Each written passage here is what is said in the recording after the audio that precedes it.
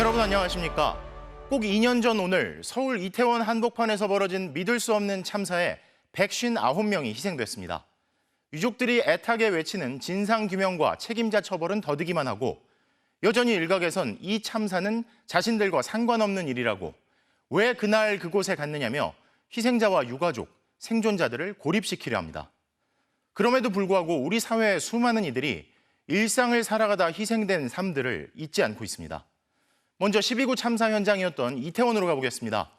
송정훈 기자, 오늘 하루 종일 참사를 기억하고 추모하는 발길이 이어졌다면서요? 네, 2년 전 159명이 희생된 12구 기억과 안전의 길 앞입니다. 퇴근 시간이 지나고 날이 어둑해졌지만 희생자들을 추모하려는 시민들의 발걸음은 이어지고 있습니다. 낮부터 시민들의 추모 행렬은 계속됐는데요.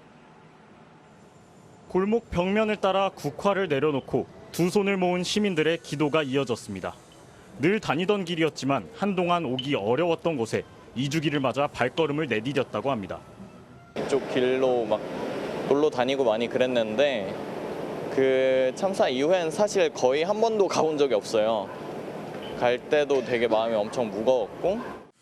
가족 단위 추모객들도 여럿이었습니다. 이태원 참사 2주기니까 꼭 가봐야 되지 않을까. 아이가 좀 같이 와서 추모를 하고 싶다고 해서. 가슴이 너무 아파요. 그 부모님들은 일상을 어떻게 보내고 계실까. 수학여행으로 서울에 온 학생들은 따로 시간을 내 이태원을 찾았습니다. 저희처럼 서울에 놀러 왔다가 부득이하게 사고를 당해서 이 참사가 생긴 거잖아요. 그래서 저희 또래니까. 딸이 떠난 자리를 다시 찾은 아버지는 쉽사리 발걸음을 옮기지 못했습니다. 작년에도 왔다 갔어. 그리고 내년에도 꼭 오겠어. 참사 첫 신고 시간을 기린 저녁 6시 34분부터 이태원 유족들의 발언을 담은 구술 기록집을 시민들과 함께 읽는 행사가 열렸습니다. 한때 분향소가 마련됐던 녹사평역 광장에선 희생자들을 추모하며 유가족과 시민들이 추모 메시지를 낭독하고 있습니다. 앞서 오늘 오전 국회에서는 유족들이 참석한 가운데 추모제가 진행됐습니다. 참사 2주기를 맞은 이태원은 헬로윈의 축제 분위기 대신 차분한 추모 물결이 이어졌습니다. 지금까지 12구 기억과 안전의 길에서 MBC 뉴스 송정훈입니다. 오늘 국회는 정부 측 인사의 참석 없이 추모식을 열었습니다. 국회의장은 국회를 대표해 사과했고 여야 의원들도 고개를 숙이며 한 목소리를 냈습니다. 희생자 유가족과 생존 피해자들은 진상규명과 적극적인 피해자 지원을 거듭 부탁했습니다. 김민형 기자의 보도입니다. 벽면을 가득 메운 참사 희생자들의 사진. 12구 이태원 참사의 상징이 된 보라색 목도리를 맨 유가족들과 생존 피해자들, 그리고 여야 국회의원들이 고개를 숙입니다. 국회가 참사 2주기 공식 추모식을 열었습니다. 유가족들은 참사가 재발하지 않도록 국회가 역할을 다해달라고 주문했습니다.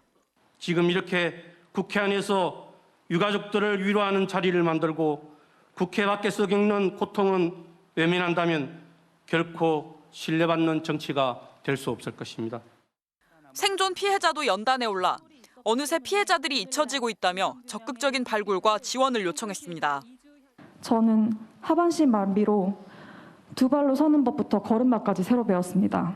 이런 제가 더 이상 피해자가 아닌가요? 우원식 국회의장은 국회를 대표해 사과하며 막 첫 발을 뗀 이태원 참사 특별조사위원회의 진상규명을 적극 돕겠다고 약속했습니다. 국회가 앞에 서겠습니다. 그 어떤 은폐와 왜곡, 지연과 방해 없이 특조위가 자신의 책임을 다하도록 최선을 다해 국회가 역할하겠습니다. 정치권도 일제히 희생자들을 추모하며 철저한 진상규명과 재발방지 대책 마련을 약속했습니다. 특히 이상민 행정안전부 장관의 경질과 윤석열 대통령의 사과를 요구하는 목소리도 공개적으로 터져나왔습니다. 지금이라도 이상민 장관 경질하시고 우리 유가족분들과 국민 앞에 정말 겸허하게 사과하십시오. 우리 정치가 국회 추모 행사에는 원내 7개 정당 지도부와 여야 국회의원 60여 명, 세월호 참사 등 다른 참사 피해자 유족들도 참석했습니다. 국회는 대통령실이나 정부 인사들은 초청하지 않았고 실제로 정부 측 참석자는 없었습니다. MBC 뉴스 김민영입니다. 참사 2주기 관련 소식은 잠시 뒤 다시 이어가도록 하고 다음 뉴스 전해드립니다. 김건희 여사 공천 개입 의혹의 핵심 인물 명태균 씨의 과거 통화 녹음이 연일 공개되며 파장을 일으키고 있습니다. 이번엔 재작년 재보궐선거 당시 국민의힘 공천 결과가 발표되기 전 김건희 여사가 걱정 말라며 공천은 자신의 선물이라고 했다는 명 씨의 육성이 공개됐는데요. 당시 공천 과정에서 어떤 흐름이 있었는지 김정우 기자가 재구성했습니다. 지난 2022년 5월 2일 국민의힘이 재보궐선거 공천 발표를 하기 8일 전입니다. 명태균 씨는 김영선 전 의원의 보좌진이던 강혜경 씨에게 전화해서 이렇게 말합니다. 오늘 여사님 전화 왔는데 네네. 내 고마움다며 네네. 김영선 그렇게 하지 말라고. 내가 고맙다고. 네네.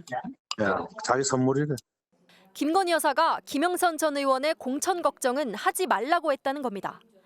그리고 나서 일주일 뒤 명 씨는 여러 압박이 있었는데 다 보류시켰다고 말합니다.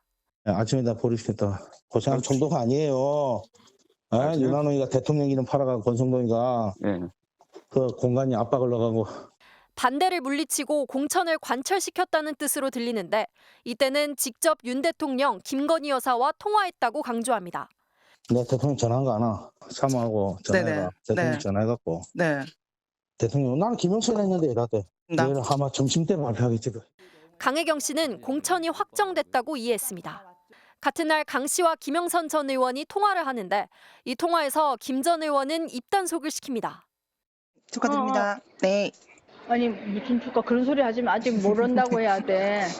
공천이라는 게 방망이 튀기 1, 2분 전에도 쪽지가 들어와서 뒤집히는 수가 있어. 명 사장이 그냥 못 참아서 난리지. 그러면서도 밀린 과태료 300만 원을 납부하고 선거 준비에 착수하라는 지시를 합니다. 의창구 공약을 이렇게 주제별로 좀 묶어놓은 거 있거든. 그 공약을 묶고 주제별로 좀. 자동차에 지금 과태료 벌금 내야 되는 게 한 300만 원쯤 되는데. 명 씨는 이준석 당시 당대표 등 국민의힘 지도부의 지원 유세 일정까지 언급했습니다. 그 김영선 그 천수마. 네. 이제 본선 후보잖아. 본선 후보는 좀 틀려야 되고 뭐 주말에 올 거거든요. 이준석이가 유세 지원하러. 네네. 예, 그러니까 그 저쪽 사무실 세팅 다 돼요. 다음 날 국민의힘 공천관리위원회는 실제로 김영선 전 의원을 창원 을창구에 공천한다고 발표했습니다. 그리고 주말 이준석 당시 대표는 명 씨 말대로 경남 창원을 방문했습니다.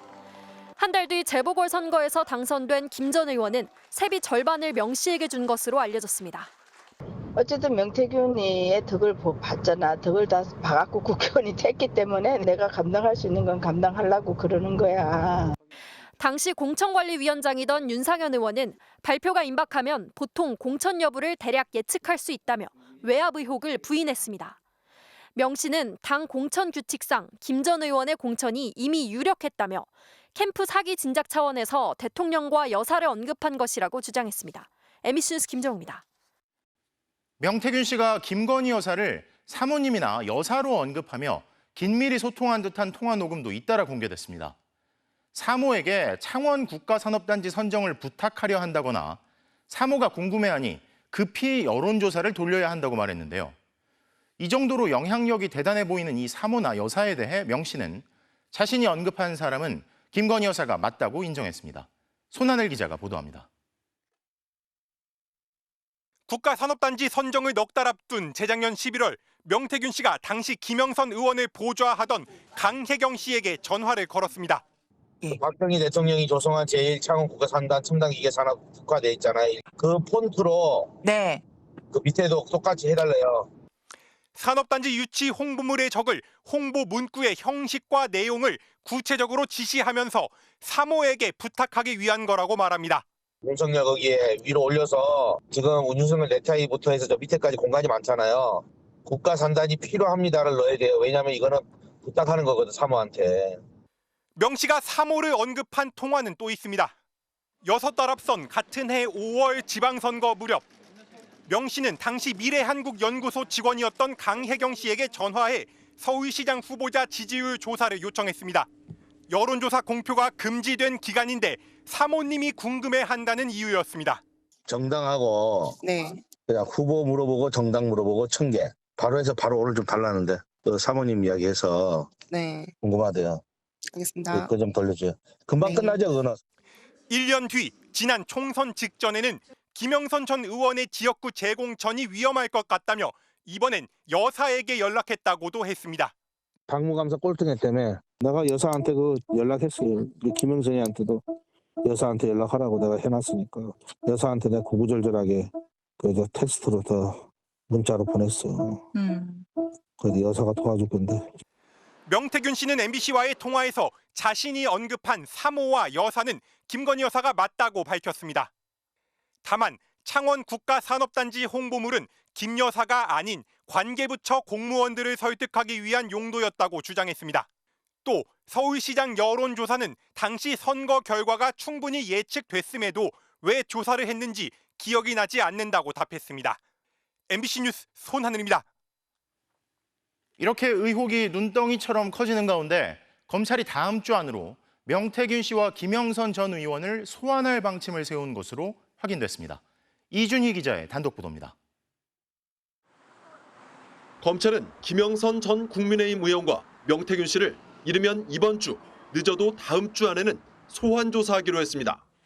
김 전 의원의 경우 검찰은 이번 주 목요일 출석을 요구했지만 김 의원 측이 연기를 요청했습니다. 명 씨와도 조만간 출석 일자를 조율할 것으로 알려졌습니다. 검찰 관계자는 일단 소환이 먼저라면서 두 사람 중 누구를 먼저 부를지는 상황에 따라 달라질 것 같다고 했습니다. 명태균 씨는 MBC에 검찰 조사는 오라는 말도 안 온다고 했습니다. 또 예전에 쓰던 휴대폰에 대해서는 땅에 묻어놨다. 거기 있다고 해도 검찰이 영장을 못 칠 거라는 말을 되풀이했습니다. 명태균 씨와 김 전 의원이 얽힌 의혹은 크게 두 가지입니다. 명 씨가 지난 대선 당시 윤석열 캠프에 무상으로 여론조사를 해주고 그 대가로 김 전 의원 공천을 받았다는 게 하나입니다. 또 지방선거 예비 후보자 2명에게 공천을 언급하며 받은 2억 4천만 원으로 대선 여론조사 비용을 충당했다는 겁니다. 검찰은 지방선거 예비 후보자들과 동거래는 사실관계를 대부분 파악한 것으로 보입니다. 말맞추기용 정황이 담긴 메모나 녹음 파일도 확보했습니다. 결국 우리 말이 맞아 그거하고 말이 맞으면 끝이라. 아무것도 아니라 말이 틀리면 문제가 틀려지는 거든. 에? 또 부른단 말이야. 검찰은 지난 주말에 이어 내일 나머지 한 명의 예비 후보자도 소환 조사해 돈을 준 쪽 조사를 이어갑니다. MBC 뉴스 이준입니다. 명태균 씨에 대한 검찰 소환 조사가 임박했다는 내용 전해드렸는데요. 법조팀 박솔립 기자에게 좀 더 물어보겠습니다. 박 기자, 이제 명태균 씨 부르는 거 보면 뭔가 검찰이 방향을 잡았다, 진척이 있다 이렇게 볼 수 있을까요? 네, 영남 지역 정치인 2명이 지방선거 공천을 노리고 명태균 씨 등에게 돈을 건넸다는 부분은 수사가 어느 정도 진도가 나간 것으로 보입니다. 각각 1억 2천만 원씩 현금으로 모두 2억 4천만 원을 줬다는 건데요. 이들은 여론조사 업체 미래한국연구소에 운영자금으로 빌려준 거라고 주장하고 있지만 공천 대가로 받은 돈이라고 미래한국연구소 김모 소장이나 강혜견 씨가 반박하고 있는 상황이고 이를 뒷받침하는 메모나 녹음 파일도 제시하고 있습니다. 검찰로서는 어느 정도 윤곽이 드러난 이 부분 먼저 명 씨를 불러서 조사하겠다는 선택을 한 것으로 보입니다. 명 씨가 장외 폭로를 계속 이어가는 것도 검찰로서는 부담이었을 겁니다. 그래서 명 씨 조사 이후에 법원이 영장에 발부한 필요한 범죄 혐의 소명이 되면 신병을 확보할 수도 있다는 관측도 조심스레 나옵니다. 사실 일각에서는 그런 얘기도 나오잖아요. 이게 명태균 씨 관련 의혹을 명태균 씨 선에서 김영선 전 의원과 해서 이렇게 일종의 꼬리 자르기를 할 수 있다. 그 선에서 마무리를 할 수 있다. 이런 얘기도 나오는데 사실 의혹의 핵심은 김건희 여사 공천 개입 의혹이잖아요. 이 부분에 대한 수사는 좀 진척이 되고 있나요? 오늘만 해도 김건희 여사 관련 녹음 파일이 쏟아졌는데요. 여사님이 전화 왔는데 김영선 걱정하지 말라고 선물이라고 했다거나 김 여사를 사모님이나 여사로 언급하며 긴밀히 소통하는 듯한 녹음도 잇따라 공개됐습니다. 김 여사와의 명 씨의 관계를 의심할 만한 정황은 속속 드러나고 있는 건데 그 부분에 대한 수사 소식은 아직 없습니다. 또 명 씨를 둘러싼 의혹도 마찬가지입니다. 지난 대선 때 윤석열 후보를 위해 무상으로 여론조사를 해줬다는 의혹, 윤 후보에게 유리하게 여론조사를 조작했다는 의혹, 명 씨가 창원 산업단지 등 국책 사업에 개입해 이권을 챙겼다는 의혹 등 의혹은 눈덩이처럼 커지는데 검찰이 명 씨가 여론조사를 의뢰했다는 업체나 창원시에 대해 강제 수사를 나섰다는 얘기는 없습니다. 자, 그런 이유도 있고 아직 수사 초기인 것 같은데 그럼에도 불구하고 늑장 수사다, 뒷북 압수수색이다 이런 말들이 나오는 이유가 있죠. 네, 수사는 작년 12월 선관위의 수사 의뢰가 발단이었습니다. 그런데 압수수색은 지난달 말이 처음이었습니다. 검찰로서는 한 낙선한 의원의 선거법 위반 혐의 사건, 그 정도 사건이었는데 명태균 씨의 메가톤급 폭로와 함께 김건희 여사 이름이 나오자 그제서야 본격적인 수사에 나선 겁니다. 이렇다 보니 수사 시기를 놓쳤다는 지적도 나옵니다. 명태균 씨가 휴대전화를 미리 바꿨고 또 휴대전화를 바꾼 뒤에 검찰이 명태균 씨의 정황 증거들이 담긴 황금폰을 아직 찾지 못했습니다. 김 여사의 녹음 파일도 확보하지 못한 것으로 알려졌습니다. 또 검찰은 이미 명 씨의 짐을 뺀 곳을 뒤늦게 압수수색에 허탕을 치기도 했는데요. 검찰 수사가 더디다는 지적이 나오면서 더불어민주당에서는 김건희 여사 공천 개입 의혹도 수사 대상으로 하는 세 번째 특검 법안을 다음 달 14일 표결을 추진하는 것으로 알려졌습니다. 법조팀 박솔릭 기자 잘 들었습니다.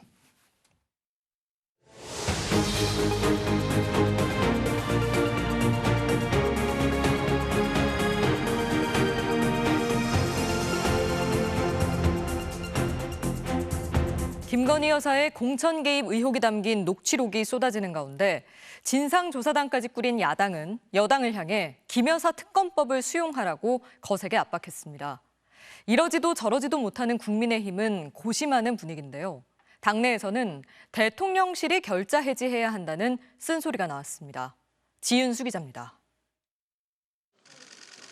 더불어민주당이 윤석열 대통령 부부와 명태균 씨의 얽히고 설킨 국정농단 의혹이 점입 가경이라며 특검을 재차 압박했습니다. 김 여사의 공천 개입 의혹들이 녹취 파일을 통해 불어나고 있는 데다 대통령실의 해명도 석연치 않다는 겁니다. 국민 앞에 석고 대제하고 김건희 특검을 받아들이는 것 말고는 그 어떤 탈출구도 없음을 하루라도 빨리 깨닫기를 바랍니다. 민주당은 이른바 명태균 게이트를 규명하기 위한 진상조사단을 꾸린 데 이어 오는 2일 장외 여론전을 통해 김 여사 특검법 이탈표를 최대한 끌어내겠다는 계획입니다. 조국 혁신당은 윤석열 당선 1등 공신은 명태균의 보이지 않는 손이냐며 윤 대통령에 대한 탄핵소추안을 곧 공개하겠다고 공세 수위를 높였습니다. 국민의힘은 명 씨의 녹취에 대해 거리를 두는 분위기지만 김 여사 리스크에 대한 고심은 커져가고 있습니다. 아마 용산에서도 여러 가지 고민을 하고 있을 거라고 제가 생각합니다. 부속실 그리고 또 아마 전반적으로는 그 사회복지 봉사활동, 이해활동을 좀 자제를 한다든지. 김 여사 해법을 둘러싸고 내홍마저 커지는 가운데 국민의힘 중진들이 따로 모였습니다. 권영세, 김기현, 나경원, 오세훈, 박형준 등 여당 중진들은 대통령실을 향해 결자 해지 자세로 국정 발목을 잡는 현안을 해결해달라고 촉구했습니다. 김건희 여사 문제와 관련해 대외활동 중단과 인적 쇄신 등을 요구해온 한동훈 대표는 추가 입장을 내지 않았습니다. 특별감찰관 논란으로 추경호 원내대표와의 갈등을 빚으면서 숨 고르기에 들어간 걸로 보이는 가운데 한동훈 대표가 내일 취임 100일 기자회견에서 김 여사를 거듭 압박할 거라는 관측도 나오고 있습니다. MBC 뉴스 지은수입니다. 12구 이태원 참사 2주기를 맞아 윤석열 대통령은 안전한 사회를 만드는 것이 진정한 애도라고 했습니다. 공식 추모 행사가 아니라 국무회의에서 한 발언인데요. 유가족의 깊은 위로의 말씀을 드린다면서 책임, 사과에 대해서는 말하지 않았습니다. 강현섭 기자입니다. 12구 이태원 참사 2주기에 열린 국무회의. 15분간 생중계된 모두 발언에서 윤석열 대통령은 의료, 연금, 노동, 교육 4대 개혁에 방점을 뒀습니다. 이태원 참사에 할애한 시간은 불과 44초. 그것도 모두 발언 마지막에 잠깐이었습니다. 안타깝게 돌아가신 분들의 명복을 빌며 슬픔을 안고 살아가시는 유가족 분들께도 깊은 위로의 말씀을 드립니다. 윤 대통령은 안전한 사회를 만드는 게 진정한 애도라면서 이렇게 말했습니다. 관계 부처는 클라우드 매니지먼트를 비롯해서 다중 안전 체계를 점검하고 보완하는 데 만전을 기해 주기 바랍니다. 올해 국회 공식 추모 행사를 찾지 않은 윤 대통령은 지난해에도 유가족들이 참석한 추모식이 정치적이라며 불참했습니다. 유가족들이 비워둔 자리 대신 대통령은 어린 시절 다니던 교회를 찾아 따로 예배를 했습니다. 대통령은 유가족에게 위로를 말하면서도 손 한 번 제대로 내밀지 않았고 더 나은 세상, 무한 책임 등 말만 되풀이했습니다. 무한한 책임감으로 이러한 비극이 발생하지 않도록 할 것입니다. 우리에게는 더 나은 세상을 만들어야 할 책임이 있습니다. 아물지 않은 상처에 공감조차 받지 못했다는 유가족들은 대통령이 이태원 참사를 정쟁의 소재로만 보고 있는 건 아닌지 되묻고 있습니다. 부모가 자식이 떠난 이유를 알고자 하는 것이 그 마음이 정쟁일 수 있습니까? 윤 대통령의 집무실 책상에는 모든 책임은 내가 진다라는 명패가 올려져 있습니다. 2년 전 오늘 이곳에서 지척인 이태원에서 백신 9명이 목숨을 잃었지만 윤 대통령은 지난 2년 어떤 책임을 졌는지 국민들은 묻고 있습니다. MBC 뉴스 강윤소입니다. 2년 전 오늘 친구들과 또 연인끼리 이태원을 찾았다가 함께 참변을 당한 이들도 있었죠. 20대 대학생 조예진, 추인영, 강가희 씨도 그랬습니다. 졸지에 딸을 잃은 어머니들은 서로를 보듬고 의지하며 지난 2년을 견뎌왔습니다. 이혜선 기자가 보도합니다.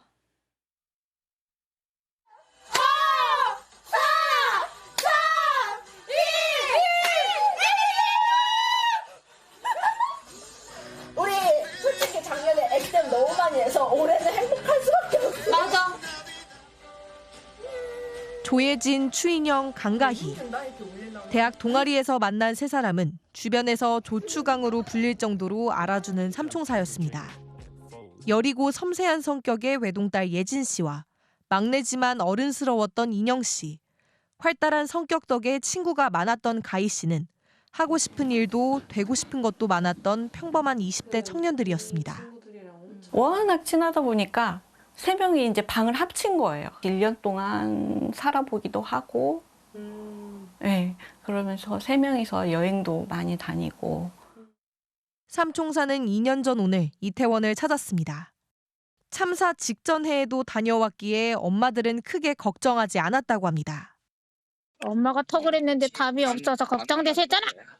나 몰라. 휴대폰 안 보고 있었어. 그랬어? 재밌었어? 아니 아직 우리 안 놀았어. 이제 지금 준비 중이야. 이제 놀라고. 알았어. 이 통화가 마지막일 줄은 아무도 몰랐습니다. 세 사람은 그날 이태원에서 목숨을 잃었고 잘 놀다 오라고 보내준 용돈을 예진 씨는 쓰지 못했습니다. 아이가 용돈을 안 써서 그게 15일인가? 하여튼 지나면은 제 통장으로 다시 들어오더라고요. 그러니까 아이는 가고 제가 보낸 용돈만 돌아왔어요. 써보지. 그냥 갈 때 택시비라도 하지. 맛있는 거라도 더 먹지. 생전 인영 씨가 준비했던 자격증 시험 합격 문자가 뒤늦게 온 걸 발견했을 때 엄마는 또 한 번 무너졌습니다. 1월 1일 카운트다운 하려고 케이크를 준비하고 소원을 빌고 그 영상 맨 마지막 부분 보면 우리는 앞으로 좋은 일만 있을 거야. 그러면서 했던 말이 제일 마음이 아파요. 그렇게 세상이 무너지는 고통과 슬픔 속에서 엄마들은 어느 날 서로를 떠올렸습니다. 가희랑 같이 갔던 아이들이 그때서 떠오르는 거예요. 아이들 이름은 수도 없이 많이 들어봤던데 만났을 때 그냥 울기만 했어요. 또. 이후 새 엄마는 딸들이 그랬듯 가족 같은 사이가 되었습니다. 같이 집회에 나서고 영정을 대신 들어주고 아이들 생일이면 서로의 곁을 지켰습니다. 최근엔 작지만 벅찬 계획도 하나 세웠습니다. 생전 아이들이 남긴 영상 속 여행지에 함께 가보기로 한 겁니다.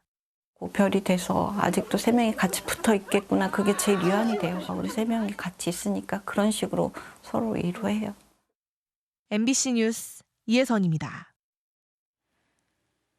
이태원 참사로 외국인도 26명이 숨졌습니다. 숨진 일본인은 2명, 그 가운데 한국을 좋아했던 메이 씨가 있습니다.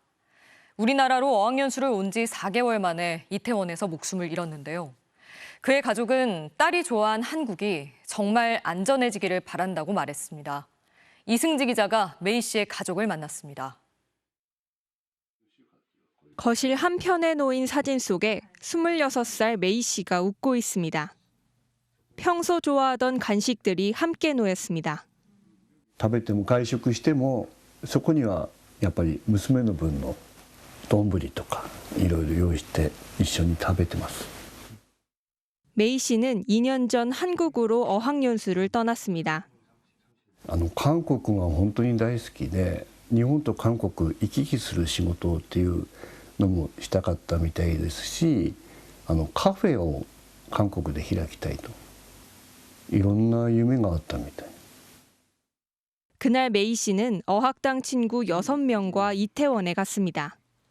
인파에 밀려 서로 잡고 있던 손을 놓쳤고 그렇게 메이 씨와 태국인 친구 한 명이 돌아오지 못했습니다. 本当に辛かったねっていうことを言いたいね。最後の最後どういう思いでね死んでったかと思えばさ、本当にできることだったらね変わってあげたいと思ってます。 참사 당일 저녁 비빔밥이 맛있다고 보내온 문자가 마지막 연락이었습니다. 뉴스를 보고 설마하며 딸에게 전화했지만 닿지 않았습니다. 警察官が出たんですよ。こっちが日本語で話してるもんですから日本語わからなかったみたいでポリスポリスって言ってました。 아버지는 바로 한국으로 향했습니다. 早く娘会いたいです。最後までね大丈夫だと思ってたんですけど。 체육관에 설치된 유품 보관소에서 딸의 학생증을 발견했습니다. 나중에 받은 유품 상자는 2년이 지나도록 열어보지 못했습니다. 언제고 집으로 돌아올 것만 같아서입니다. 学校の韓国の勉強どうかなまず。 딸과 같이 가던 공원도 매일 찾습니다. 거기서 아버지는 딸과 함께한 모든 계절을 기억합니다. あと冬になるとね全部雪になるからソリ滑ったり引っ張ってね弟と兄弟で来たりして外遊ばしたりしましたよ。昔ここで自転車の練習したり。 아유무 씨는 여전히 딸이 좋아한 한국이 왜 안전하지 못했는지 묻고 있습니다. 娘は帰ってこないですから大好きな日本と日本人として大好きな韓国でしたんで本当に安全なね国になってもっとも MBC 뉴스 이승지입니다. 이태원은 지금도 주말이면 많은 인파로 붐비지만 헬로윈 기간을 제외하고는 인파 관리가 제대로 되지 않고 있는 현장 상황 어제 전해드렸는데요. 정부와 지자체가 참사 직후 약속했던 각종 사고 예방 대책도 아직까지 제대로 마련되지 않은 것으로 드러났습니다. 남효정 기자가 현장 취재했습니다.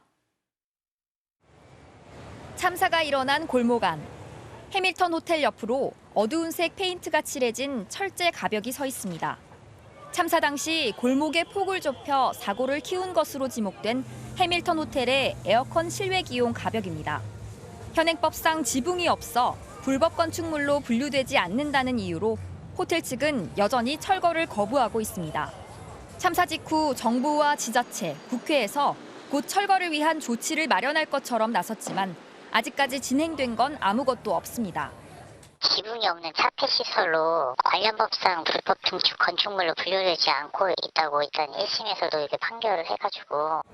가뜩이나 좁은 골목길을 더 좁게 만드는 보행 장애물 역시 여전합니다. 가게 앞에는 대기 손님을 위한 의자가 길을 막고 있고 커다란 입간판들이 좁은 골목 안에 줄지어 서 있습니다. 불법 주차된 오토바이도 곳곳에서 눈에 띕니다. 주말이면 가게마다 길게 늘어선 대기줄도 골목을 좁혀 위험을 높이는 요인 중 하나입니다. 핸드폰으로 다 이제는 뭐 대기 안 해도 현장에서 대기 안 해도 되잖아요.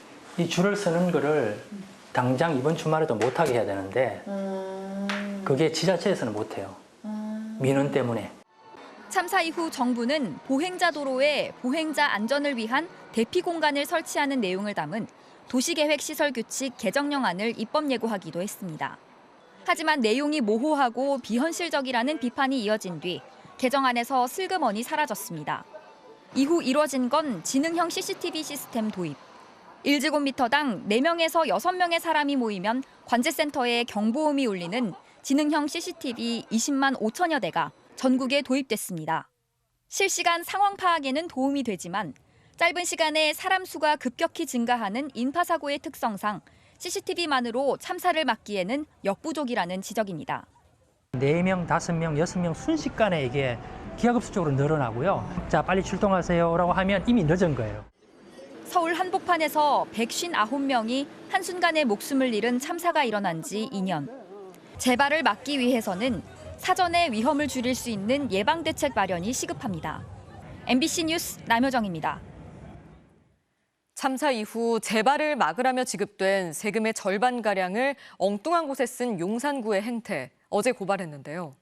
저희가 서울 25개 구의 모든 사용 내역을 입수해 분석했더니 용산구만의 문제가 아니었습니다. 도로를 닦고 계단 고치는 건 물론 가로등 정비까지 인파 관리를 위한 특별교부금의 절반 이상이 이런 데 쓰인 것으로 확인됐습니다. 조국현 기자가 단독 취재했습니다. 서울 양천구의 한 이면도로, 가파른 길 한쪽에 계단이 설치돼 있습니다. 최근 이 계단 보수 작업이 진행됐는데 공사 재원은 이태원 참사 직후 서울시가 구청에 내려보낸 특별 교부금이었습니다. 다중 인파 밀집 지역 사고를 예방하라는 돈으로 동네 골목 계단 고친 겁니다. 일시적으로 밀집되는 그런 지하철역이나 그런 확산 곳이었기 때문에 계단으로 이제 목적을 바꾼 거죠. 좀처럼 인파가 몰릴 기미가 보이지 않는 동작구의 주택가 도로도 이태원 참사 이후 옷을 갈아입었습니다. 이쪽 도로의 표면과 비교를 했을 때 제 오른쪽에 있는 도로는 포장을 새롭게 했다는 것을 육안으로도 쉽게 확인할 수 있습니다. 이곳을 비롯해 인근 이면도로 4곳에서 진행된 포장 공사 역시 특별 교부금으로 충당됐습니다. 또 다른 이태원의 비극을 막는 데 쓰라는 세금이 엉뚱한 곳에 쓰인 대표적 사례입니다.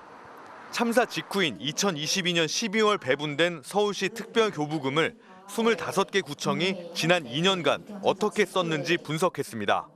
특별 교부금은 총 310억 원. 그중 아스팔트와 보도블록 교체, 과속방지턱 정비 등을 비롯한 도로 정비에 절반 이상인 160억 원이 쓰였습니다. 특히 7개 구청은 서울시가 지정한 인파사고 취약 지역에 포함되지 않은 곳에 교부금 28억 2천만 원을 배정했습니다. 그나마 사고 취약으로 분류된 지역 안에 쓴 세금도 점자 보도블록 교체나 가로등 정비 등 인파사고와는 무관한 데 활용됐습니다. 심지어 햇빛 가려주는 캐노피를 만들거나 전신주 옮긴 구청도 있었습니다. 당초 목적과 다르게 세금이 쓰인 원인, 서울시와 구청들은 서로를 지목했습니다.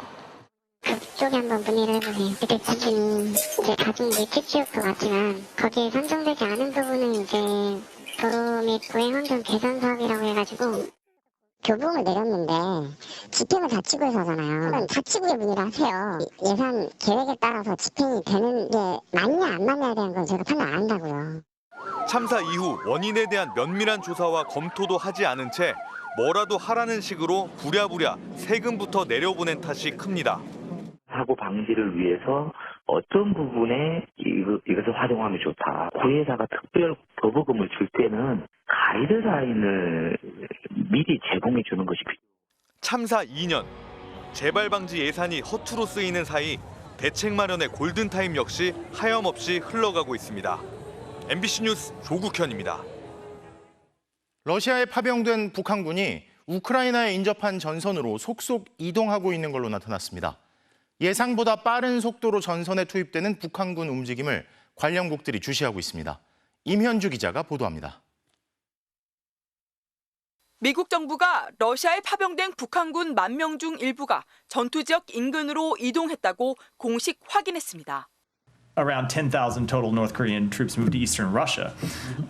We have seen a portion of those 10,000 groups move west closer to Ukraine.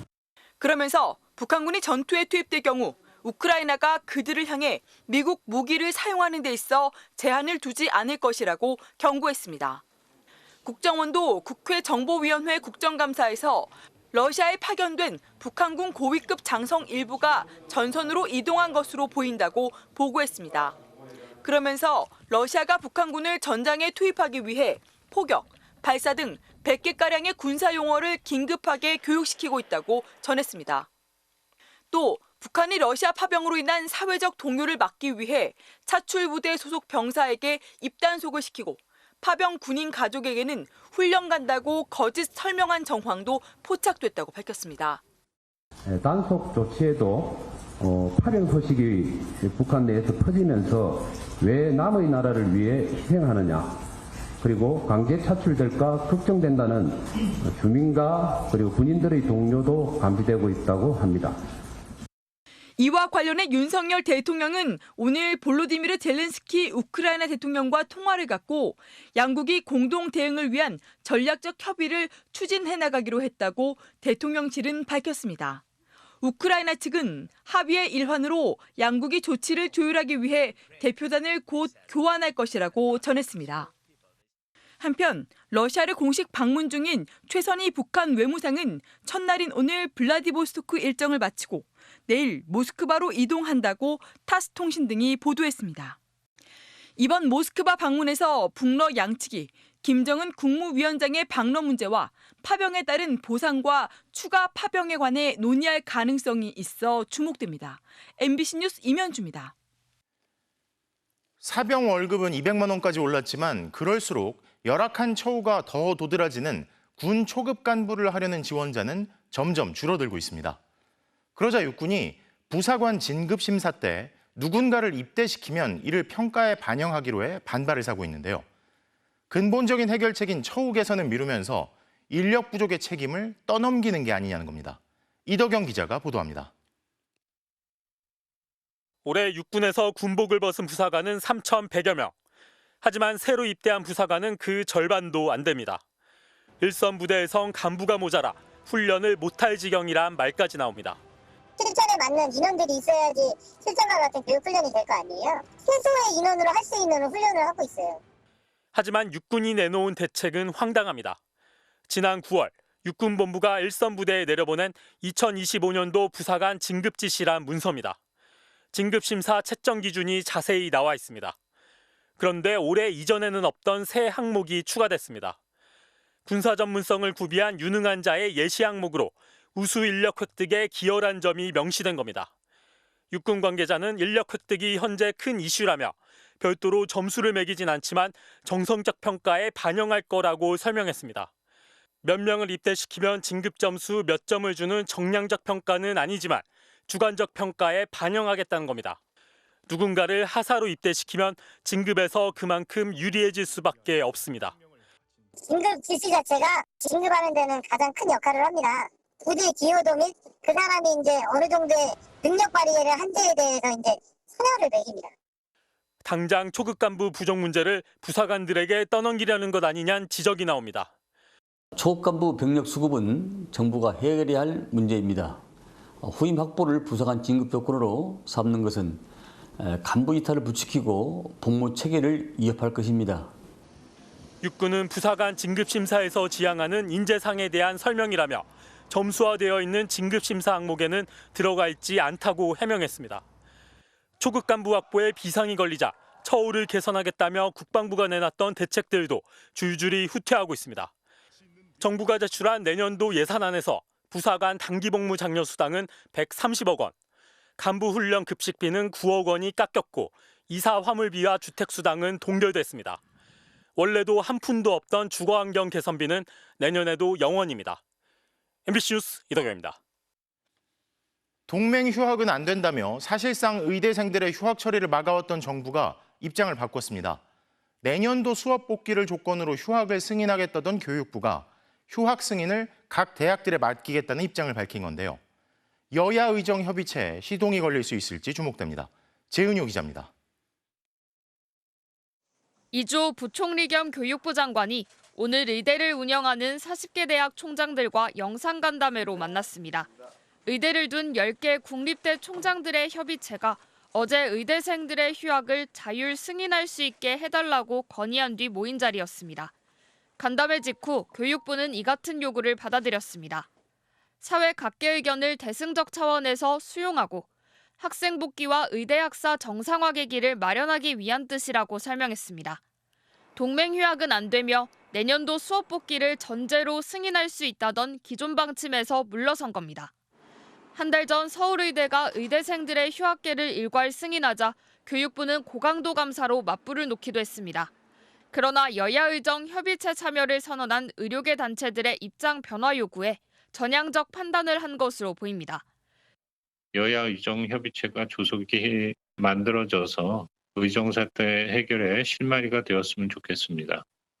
이로써 의대생들의 무더기 유급이나 재적 사태는 피할 수 있게 됐고 여야 의정 협의체의 본격 가동에도 기대감이 커지지만 전망은 밝지 않습니다.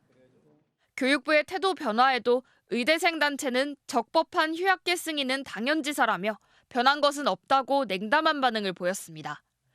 지난 주말 이재명 민주당 대표를 비공개로 만난 박단 대한전공의협의회 비상대책위원장은 별다른 입장을 내놓지 않고 있습니다. 협의체의 한 축인 민주당 역시 의사협회나 전공의 단체의 참여가 필요하다는 입장입니다. 일각에서는 휴학이 승인되더라도 의대생들이 내년에 수업에 복귀할지는 미지수라는 회의적 시각도 제기됩니다. 한 사립대 총장은 교육부가 2026학년도 의대 정원에 대해서라도 전향적 의견을 내거나 공감대를 형성해야 학생들을 설득할 수 있을 것이라고 밝혔습니다. MBC 뉴스 재은유입니다. 횡단보도를 건너던 보행자가 뺑소니 차량 2대에 잇따라 치여 숨졌습니다. 가해 운전자 중 한 명은 사람이 쓰러진 뒤 차를 세우더니 금세 그냥 지나갔는데 심지어 그 뒤엔 술을 사 마시며 음주운전을 감추려는 이른바 술타기 수법을 썼다는 의혹까지 제기됐습니다. 유태경 기자입니다. 부산 사상구의 한 8차선 도로. 70대 여성이 우산을 지팡이 삼아 횡단보도를 건너가다가 한 SUV 차량에 들이받쳐 도로에 쓰러집니다. SUV 운전자는 잠시 차를 세워 상황을 보고 아무 조치 없이 사라집니다. 쓰러진 여성은 몇 분 뒤 다른 차량에 또다시 치였지만 차량은 이번에도 조치 없이 지나갑니다. 소리가 쾅 났습니다. 그래 쳐다보니까 사람을 받고 차는 갔어요. 속이 이렇게 올라왔었다고. 안전대를 갖다 놓으려고 가져왔는데 쾅 받았다고. 잇따라 뺑소니 차량에 치인 여성은 병원으로 옮겨졌지만 숨졌습니다. 반대편에서 오던 차량이 여성을 발견해 길을 막고 신고했습니다. 경찰은 CCTV 등을 토대로 뺑소니 운전자 2명을 추적해 붙잡았는데 모두 사람을 친 줄 몰랐다고 경찰에 진술했습니다. 그런데 경찰 조사 결과 1차 사고를 낸 남성 운전자가 사고 4시간 뒤인 오전 9시쯤 직장 근처 편의점에서 소주를 사 반병가량 마신 것으로 드러났습니다. 경찰은 이 남성이 음주운전 사고를 감추기 위해 이른바 술타기를 했을 가능성 또한 열어두고 수사를 진행 중입니다. 사전 음주 후 운전을 했는지 여부를 확인할 예정이고 피해자와 부검을 해서 1차 가해자, 2차 가해자 어떤 사고에 의해서 피해자가 사망했는지 여부를 종합적으로 검토해서 사법 처리할 예정입니다. 경찰은 사고 뒤 도주한 운전자 2명에 대해 특정범죄 가중처벌법상 도주치사상 혐의로 구속영장을 신청할 방침입니다. MBC 뉴스 유태경입니다. 일부 시군구 기초의원들이 단합과 친목을 다진다며 체육대회를 열고 이 행사 단체복에만 수천만 원을 쓴 것으로 드러났습니다. 한 벌에 수십만 원 하는 유명 회사 제품이었는데 예산 낭비 논란이 일고 있습니다. 이다은 기자가 현장 취재했습니다. 조별로 옷을 맞춰 입은 사람들이 준비 운동을 하고 있습니다. 울산 지역 5개 구군 기초의회 의원과 사무처 직원 180여 명이 체육대회를 하고 있는 겁니다. 오늘 교류 행사가 각 구군회가 우정과 신뢰를 쌓고 맞춰 입은 옷은 한 벌에 20-30만 원씩 하는 유명 회사 제품들입니다. 옷을 사는 데 쓰인 돈만 4,700만 원. 각 구청 예산이 쓰였는데 전체 행사비의 60% 이상이 옷값이었습니다. 구청장과 국회의원, 시장 것까지 사서 돌렸습니다. 그런데 앞서 지난해에도 체육대회가 열렸는데 그때도 옷을 샀습니다. 예산 3천만 원이 들었습니다. 일부 의원은 매년 옷을 새로 사는 것이 예산 낭비라며 행사에 불참하기도 했습니다. 지금 8대 임기 중이기 때문에 바뀐 사람이 하나도 없습니다. 그런데도 해마다 옷을 사고 있죠. 제가 전에 듣기로는 이제 부끄러울 정도로 브랜드 비교하는 분위기였다라고. 구의회 사무처가 사용한 예산은 의회 일반 운영비. 행사 필수 요소로 인정되는 경우는 운영비로 피복비를 집행할 수 있다. 그렇게 나와 있고 또 의정 활동할 때도 쓰이는 그런 것들이어서. 행안부 지자체 회계관리 훈령을 보면 피복은 제복 착용같이 불가피한 경우에만 제한해 지급하도록 하고 있습니다. 행안부 행사 운영비 사용 지침을 봐도 단체복을 사도 된다고 해놓은 곳이 없고 기념품이나 기관 선물 등을 사서는 안 된다고 명시돼 있습니다. 공공기획사인데 관리적으로 계속 청문하시고 같이 또 운동을 뛰고 하니까. 울산 지역 5개국은 기초의원들은 모두 50명. 모두 부실한 행정과 예산 낭비를 감시하라며 주민들의 소중한 한 표로 뽑은 선출직 공무원들입니다. MBC 뉴스 이다은입니다. 지난달 부산시 산하 공공기관의 한 노조 간부가 인턴 사원을 술자리에서 폭행했다는 신고가 접수됐습니다. 그런데 가해자에 대한 직장 내 괴롭힘 조사는 신고 한 달이 지난 뒤에야 이뤄졌는데요. 자세한 내용 조민희 기자가 보도합니다. 부산시 산하 공공기관인 부산문화회관 회식 자리.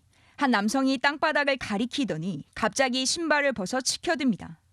그리고 맞은편에서 연신 고개를 숙이던 남성의 머리를 신발로 밀칩니다. 신발을 휘두른 이는 민주노총 공공운수노조 부산문화회관 지회장이고 신발로 맞았다는 남성은 20대 인턴입니다. 자기 바닥 짚으면서 대가리 박으라고 이제 수차례 계속 땅에 직접 안 박으니까 이제 자기가 신발을 벗어서. 이 남성은 1시간 정도 뒤엔 식당 밖에서 담뱃갑으로 인턴의 손과 머리를 치고 목덜미를 잡고 손바닥으로 머리를 내려치기도 했습니다. 합이 죽으면 죄송합니다. 너무 아팠습니다. 좀 신고해. 신고해. 인턴은 지난달 20일 술자리에서 폭행과 모욕을 당했다며 부산문화회관 노조 지회장을 직장 내 괴롭힘으로 신고했습니다. 그런데 부산문화회관 측은 규정상 30일 안에 조사를 끝내야 하지만 신고 한 달여 뒤인 지난 24일 노조 지회장을 불러 조사했습니다. 문화회관 측은 추가로 살펴볼 내용이 있어 조사가 한 차례 연기된 것이라고 설명했습니다. 지회장은 사건에 대해 술자리에서 통상 남자들끼리 하는 스킨십이라고 해명했습니다. 회관 측이 조사에 들어간 가운데 경찰은 특수 폭행 혐의로 노조 지회장에 대한 수사에 착수했습니다. MBC 뉴스 조민입니다. 발달장애인이 투표를 할 때 투표 보조인의 도움을 받을 수 있도록 하라는 법원의 첫 판결이 얼마 전에 나왔죠. 장애인 참정권을 보다 적극 보장하는 취지에서 선거관리위원회 지침을 바꾸라고 한 건데요. 그림 없이 글자만 빼곡한 투표용지는 여전한 장벽입니다. 이와 관련해 2심 선고가 곧 있을 텐데 달라진 판결이 나올지 주목됩니다. 유서영 기자입니다. 중증 발달장애인 박경희 씨는 선거 때면 어떤 장애인권 공약이 나오는지 꼼꼼히 살핍니다. 발달장애인을 먼저 생각해주는 제도? 그리고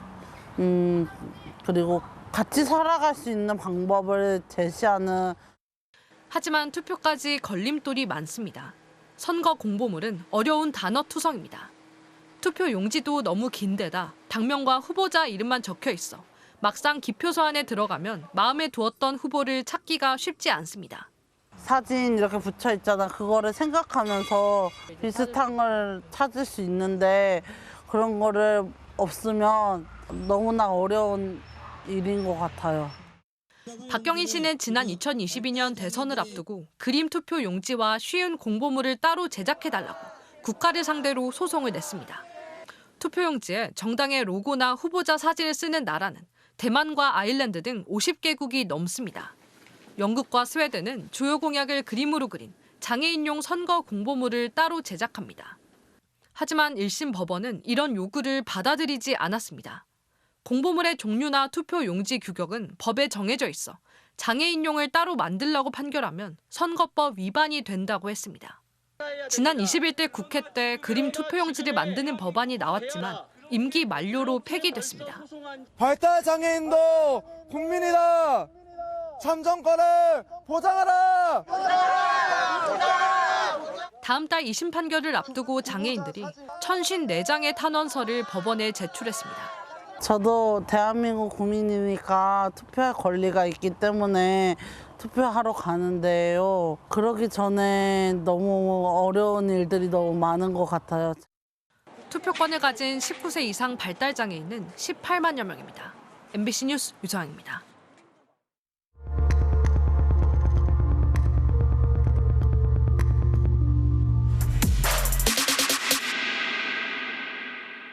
초원의 나라 몽골은 최근 기후변화로 겨울마다 극심한 한파 재난이 반복되고 있습니다. 초원이 눈으로 뒤덮여버리고 유목민들의 가축은 풀을 먹지 못해 떼죽음을 당하고 있는데요. 이지은 기자가 몽골 현지에서 취재했습니다. 몽골 울란바토르에서 500km 동쪽 수우바타르주로 향합니다. 아직 10월인데도 주변은 온통 하얀 눈밭입니다. 초원의 풀들도 모조리 눈으로 뒤덮여 소와 양떼들이 먹이를 찾아 헤맵니다. 8시간 뒤 목적지에 다다르자 황무지가 펼쳐집니다. 가축들의 모습은 더 이상 찾아보기 어렵습니다. хон ямаа ерөөсө харагдахаа болцсон. Бус жижиг мадлаа бүгдийн зудан далтсан айлууд байна. 지난해 이곳엔 가뭄과 한파가 반복됐습니다. 풀은 제대로 자라지 못했고 가축들은 굶어 죽었습니다. 20여 년 유목 생활을 해온 알탈 씨네도 큰 피해를 입었습니다. мянган толгой малтай байсан. мянган толгой малаас нэг 20 ямаатай 10 хүртэл болсон. 극심한 추위에 알탈 씨 남편은 심장마비로 세상을 떠났습니다. 남은 건 어린 손주들과 빚더미뿐입니다. Тэр залраад сайн мэдв. өнөө зомбол бас гингийн айхтай айхтар бороороод байгаа. 조드, 몽골어로 재앙을 뜻하는데 극심한 한파 재난을 일컫는 말이기도 합니다.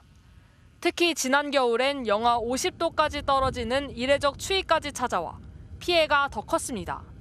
이곳 수우바타르 지역은 몽골에서도 조드로 인한 피해가 가장 극심한 지역 중 하나인데 지난 겨울에만 가축의 45%가 죽었습니다. 몽골 전체에선 지난 겨울 25만 명 이상의 몽골인이 직접적인 피해를 입었습니다. 눈보라로 20명이 숨졌고 700만 마리가 넘는 가축이 폐사했습니다. 담딘 더르치 씨 역시 가축 대부분을 잃었습니다. тэгэл 3 сарын дотор байхгүй болчихлоо асуудалтай л юм байна. 조드는 원래 10년 주기로 나타났습니다. 하지만 최근엔 빈도가 잦아져 지난 10년 동안 6번이나 발생했습니다. 지구온난화 탓입니다. 북극 한기를 가두던 제트기류가 불안정해지면서 북극의 찬 기운이 그대로 밀어닥치고 조드 현상도 더 극심해지는 겁니다. 조상들에게서도 듣지 못했고 평생 유목민이었던 자신들도 처음 접하는 이 참혹한 기후재난. 더 절망스러운 것은 앞으로 얼마나 더 자주, 더 큰 재난이 닥칠지 모른다는 겁니다. цагаа гарч нөө эрсдэс амьсгалтай болсон. Өнөөдөр юм байлаа гэхэд маргааш цаас боочдөг. Нөгөөдөр нь бороо орж илээд ийм цагаа гарч докторгүй болчихсон болохоор хүний сэтгэл санаа нөлөөлдөг юм билээ л дээ. MBC 뉴스 이지은입니다.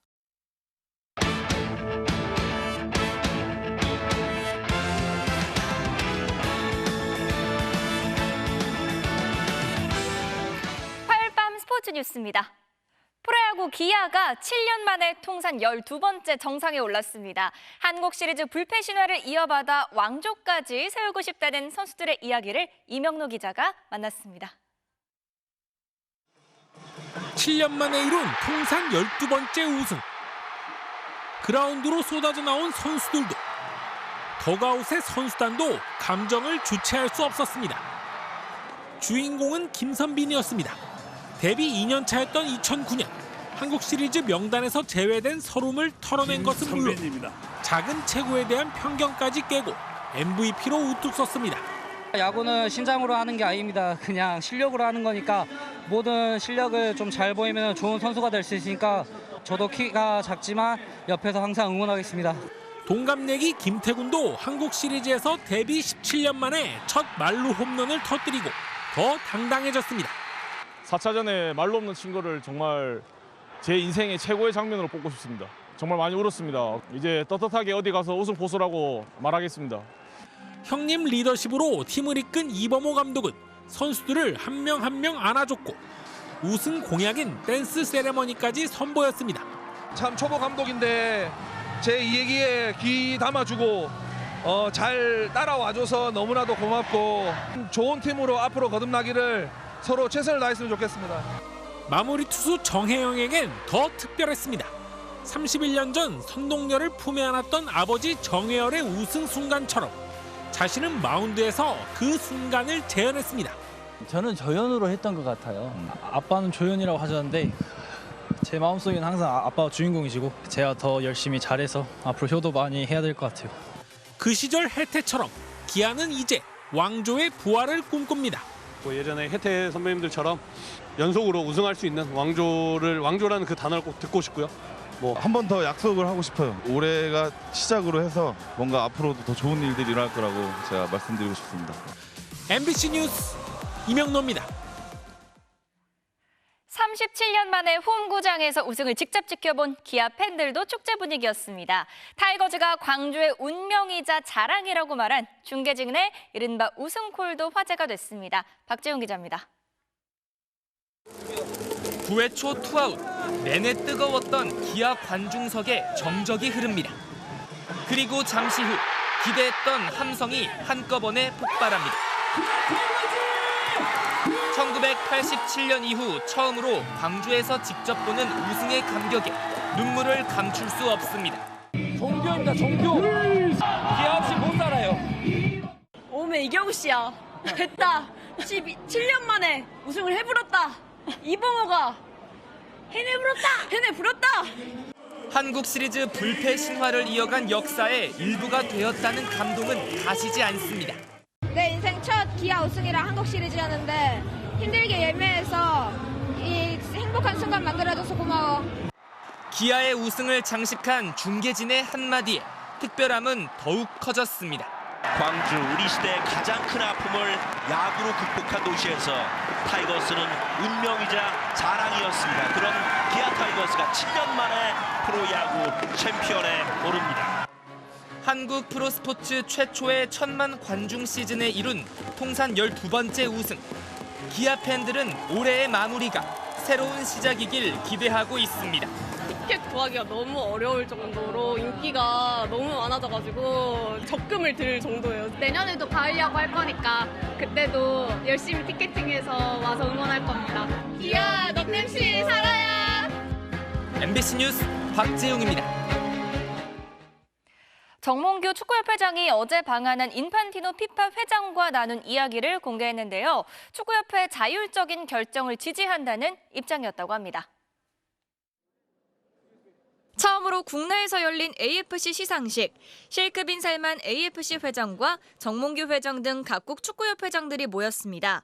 정 회장은 어제 인판티노 피파 회장과 나눈 대화 내용을 공개했는데요. 최근 불거진 감독 선임 논란 등과 관련해 축구협회의 자율적인 결정이 중요하다는 입장을 재확인했다고 합니다. 그 한국에서 지금 일어나는 거에 대해서 뭐 잘 이해하시는 것 같고 결국에 가서는 다 그 축구협회 회장 책임 아니냐 이렇게 얘기하셨었습니다. 현재 진행 중인 시상식에선 올해 아시아 최고 선수와 감독 등이 발표됩니다. 올해 스페인의 유로대회 우승을 이끈 로드리가 발롱도르 시상식에서 최고의 선수로 뽑혔습니다. 아쉽게 상을 놓친 비니시우스 선수는 불만을 드러냈다고 하네요. 올해로 68회째를 맞는 발롱도르 시상식. 매년 최고의 선수를 뽑는 가장 권위 있는 무대인데요. 전 세계 100명의 기자단 투표로 선정된 남자 선수 부문 수상자는 맨체스터 시티의 로드리였습니다. 무릎 부상에도 목발을 짚고 참석했네요. I was a kid watching Messi and Cristiano lifting this kind of trophies every year. I never think of winning a Ballon d'Or, but the last years I think I perform in the highest level of football. 프리미어리그 챔피언 맨시티 중원의 핵심이자 스페인의 유로대회 우승을 이끌며 MVP로 뽑힌 게 최다 득표로 이어졌습니다. 기자단 투표 2위를 기록한 레알 마드리드의 비니시우스는 시상식에 나타나지 않았는데요. 대신 SNS에 그들은 준비되지 않았다며 결과에 불복하는 듯한 글을 올렸습니다. 자신이 받을 것으로 생각해 성대한 파티를 준비했다는데 다음 기회를 노려봐야겠네요.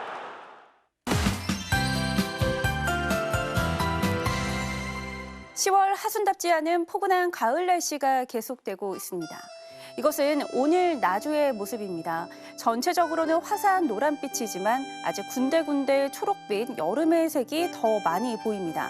이제야 가을 옷으로 갈아입기 시작한 나무들이 금세 져버리진 않을지 유난히 아쉽게 느껴지는 올가을인데요. 가을의 정취가 조금 더 머물다 가기를 바라봅니다. 오늘 밤 사이에는 안개가 짙어지겠습니다. 출근길 충청과 남부 내륙의 가시거리가 최소 50m까지 짧아지겠습니다. 낮에는 다시 맑아지겠는데요. 서울의 낮 최고 기온이 21도로 평년 수준을 5도가량 크게 웃돌겠고요. 부산 24도, 서귀포는 25도로 초여름처럼 덥게 느껴질 수 있겠습니다. 내일 전국의 하늘 대체로 맑겠지만 새벽에 경기 북부를 중심으로 빗방울이 떨어지겠습니다.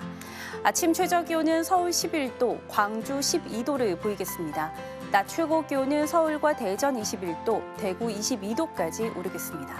금요일에는 제주를 비롯한 남부지방 중심으로 비가 내리겠고요. 다음 주 초반에는 찬 대륙 고기압의 영향으로 서울의 아침 최저 기온이 3도까지 떨어지면서 크게 추워질 전망입니다. 날씨였습니다. 2년 전 오늘 그저 일상을 살아가던 수많은 생명이 한순간 사그라졌습니다. 일어나서는 안 될 일이었고 여전히 믿기지 않는 일이지만 그럼에도 다른 세상 이야기처럼 멀리 둘 수 없는 이유는 누구든 희생될 수 있었던 참사였기 때문입니다. 눈부시게 빛나던 이들을 잃어버린 그날을 기억해 주시길 바랍니다. 잊지 말아달라고 호소하는 어머니, 아버지, 가족들의 눈물을 기억해 주시길 바랍니다. 누가 아무리 지우려 덮으려 해도 우리의 기억이 그보다 더 오래 살아남아 세상을 변화시킬 것이기 때문입니다. 화요일 뉴스데스크 마칩니다. 시청해주신 여러분 고맙습니다.